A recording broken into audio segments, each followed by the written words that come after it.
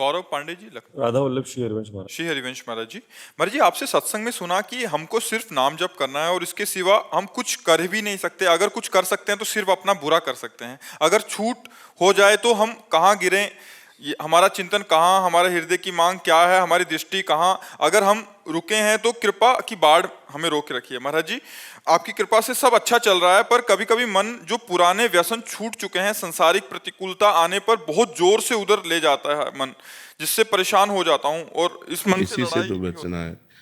नवीन कुसंग से और पूर्व संस्कार से हमारा युद्ध होता रहता है। जैसे नवीन कोई हमने दृश्य देखा, कोई बात सुनी, कोई भोग सानिध्य हुआ तो भोगने की इच्छा हुई। नवीन कामना, भोगे हुए भोगों की तृष्णा, यही से तो युद्ध होना है।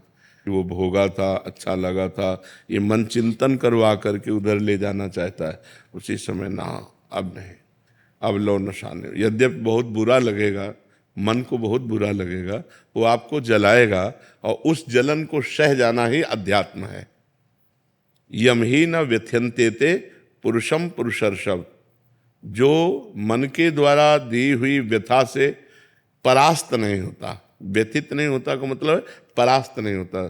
जैसे हम आपसे मिलना चाहते हैं और कोई हमें सुख मिला है आपसे, अब मन विवश करेगा आपके पास चलना नहीं, अगर गलत है नहीं मुझे जाना नहीं, अब वो जलाएगा, ना भजन में लगेगा ना कहीं नहीं लगेगा, बस वो बार बार वही प्रश्न करेगा, वहीं चलो वहीं चलो, वो बार बार वही भोग मांगेगा हमको बार बार कर। नहीं, तो चाहे मार डाल मैं नहीं जाऊँ, कुछ भी कर, राधा राधा राधा। वो थोड़ी देर जलन देगा, शांत हो जाएगा।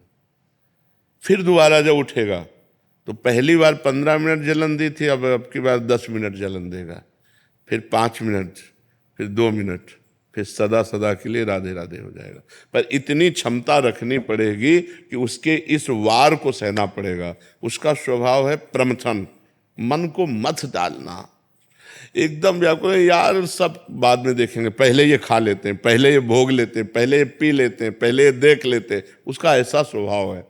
मन के स्वभाव को सह जाना यही साधुता है। सहत सहत बाढ़ भगति गृह तन गुरु हितगार। जब ना सहन हो तो रो पड़ो, भगवान को साक्षी करके, हे नाथ आप देख लो हमारी दुर्दशा होने के लिए ये क्या मन कर रहा, प्रभु आप संभालो, मुझे सामर्थ्य दो प्रभु। उस समय प्रभु को पुकारे, उस समय नाम कीर्तन करने लगे, उस समय सत्संग सुनने लगे, उस समय किसी साधक से बातचीत करने लगे। एकांत में तो फिर टिक पाना बड़ा मुश्किल है।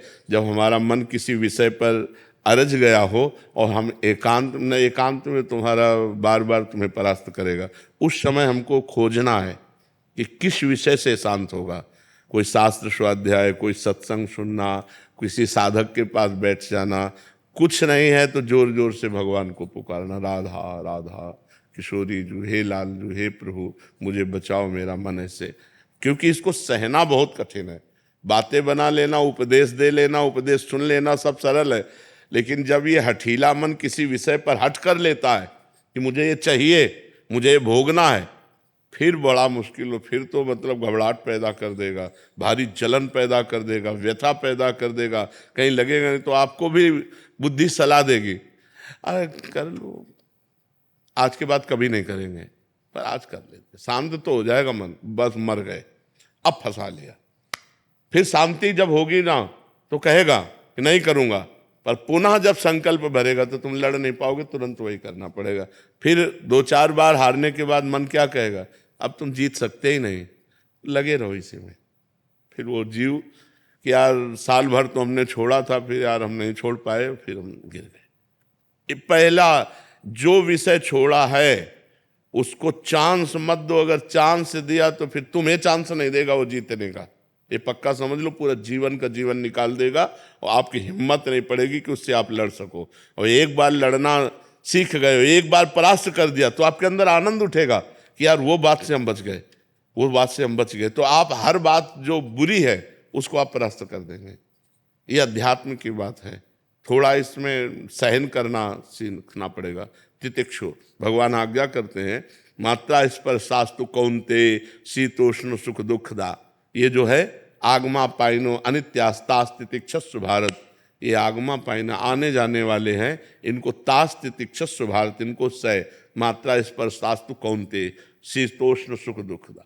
ये जो गर्मी सर्दी अनुकूलता प्रतिकूलता लाभ हानि ये नाना प्रकार की ये आने जाने वाली हैं, काम क्रोध लोभ ये वृत्तियां आने जाने वाली टिकने वाली नहीं, इसलिए हे अर्जुन तुम इनको सहन करो, ये भोगने से नहीं शांत होंगे। और हमारी इंद्रियां चंचल हैं और मन इंद्रियों के अधीन है और बुद्धि मन के अधीन है, तो वो भी सलाह देती भोग लो। और अगर बुद्धि भगवान में लगी हुई है तो वो कहेगी नहीं गलत है, हम नहीं करने देंगे। तो अगर बुद्धि ना कर दे तो मन कुछ नहीं कर सकता फिर, लेकिन मन इतना बलवान है कि वो बुद्धि को अपने अधीन करा के दस्तखत करवा लेता है और इंद्रियों के साथ भी मनमानी विचरण करता है। इसलिए खूब नाम जप करो, सत्संग सुनो और सहन करना सीखो। जो सहन कर गया वही आगे बढ़ गया, जो टूट गया वो बिखर गया है संसार में। अभी 6-7 दिन पहले ऐसे ही हुआ था कि मतलब जो व्यसन छूट चुके हैं पूरी तरीके से, तो कुछ ऐसी चीज़ें हुई, किसी से बातचीत कहा सुनी हो गई, तो मन बार बार उसी चीज़ों में ले जा रहा था पूरा। तो मतलब जैसे आप कहते हैं कि विचार आएगा फिर संस्कार बनाएगा फिर संकल्प होता है, तो वो हो ही गया था। फिर मुझे लगा अब मैं भ्रष्ट हो जाऊंगा तो भगवान से ये प्रभु अब नहीं हो पा रहा है हमसे, हम भ्रष्ट हो जाएंगे।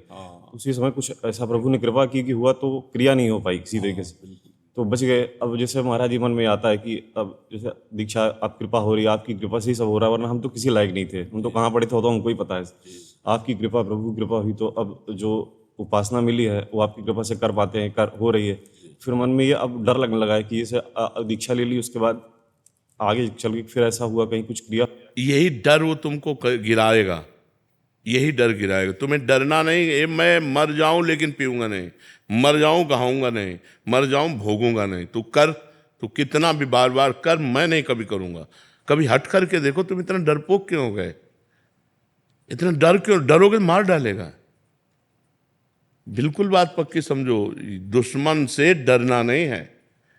अगर डर गए तो फिर तो मार डालेगा, फिर तो मार डालेगा। फिर आपको देखो ना, दीक्षा के लिए घबराहट पैदा कर दी ना, वो आपको सतमार्ग से रोकेगा। आपको कहना है मर चाहे जाऊं, अंदर ही तो है वो, अंदर ही सुन रहा है। आप संकल्प करो कि मैं मर चाहे जाऊं, कभी पीऊंगा नहीं, मरना बर्दाश्त करूंगा, पीना नहीं, गलत आचरण नहीं करूंगा, बिल्कुल नहीं करूंगा। वो अंदर एक सॉफ्ट जगह रखता है, हाँ कभी तो हो सकता है, उसी जगह में प्रहार करो। नहीं, कदापि नहीं, कदापि नहीं, नहीं, बस हट करो। नहीं नहीं, वो आपसे बिरजेगा, कमजोर करेगा। बस यही तो युद्ध चलता है। और सही पूछो तो आप पर केवल प्रभाव दूर से दिखाता है, अपने में मिलाने के लिए कुछ नहीं कर सकता। वो आपकी स्वीकृति के बिना कुछ नहीं कर सकता। वो आपको डरा के धमका के सुख का प्रलोभन दे करके, निश्चिंतता का प्रलोभन, आराम का प्रलोभन देकर वो फंसा देता है। आप दस्तखत कर देते, चलो यार बद मर गए, नहीं बच गए। अब ये नाम जप करो, इसी यही कला आ जाएगी, अध्यात्म की कला आ जाएगी। आप चिंता न करो, फिर भगवान सबके रक्षक है। पर जो गलती छोड़ी अब लो नसानी अब नान से, उसे पुनः मत करो, नहीं तो बार बार फिर ये भ्रष्ट करता रहेगा। और एक बार आपके मन में आ जाएगा कि मैं नहीं चल पाऊंगा अध्यात्म में, मैं नहीं चल पाऊंगा, मैं योग्य नहीं हूँ, अब जो होगा सो होगा। तो हम बस ऐसे मार देता है। भगवान के आश्रित रहो जी।